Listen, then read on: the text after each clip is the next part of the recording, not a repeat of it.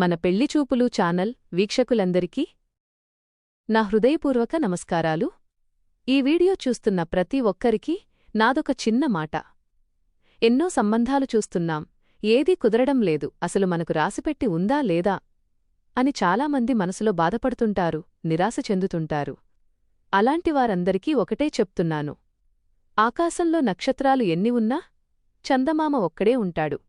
అలాగే ఈ ప్రపంచంలో కోట్లాది మంది ఉన్నా మీ మనసుకు నచ్చిన మీ జీవితాన్ని పంచుకునే ఆ ఒక్కరూ ఎక్కడో ఒకచోట ఖచ్చితంగా మీకోసం పుట్టే ఉంటారు.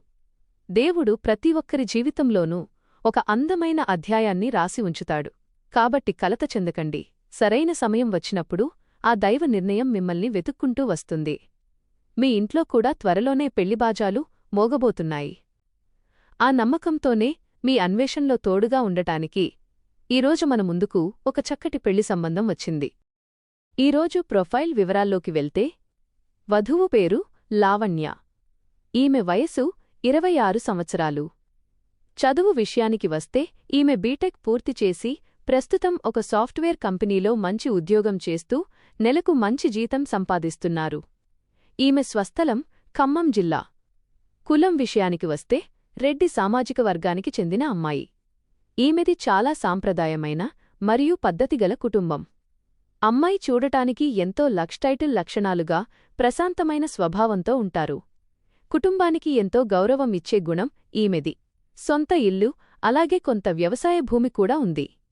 ఎటువంటి గ్రహదోషాలు లేని చక్కటి సంబంధమిది.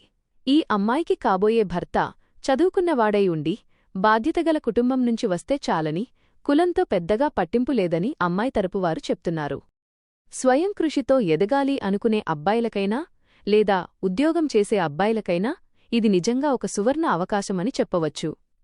ఈ సంబంధం మీకు నచ్చి మీ మనసుకు కనెక్ట్ అయితే ఏమాత్రం ఆలస్యం చేయకుండా వెంటనే మమ్మల్ని సంప్రదించండి.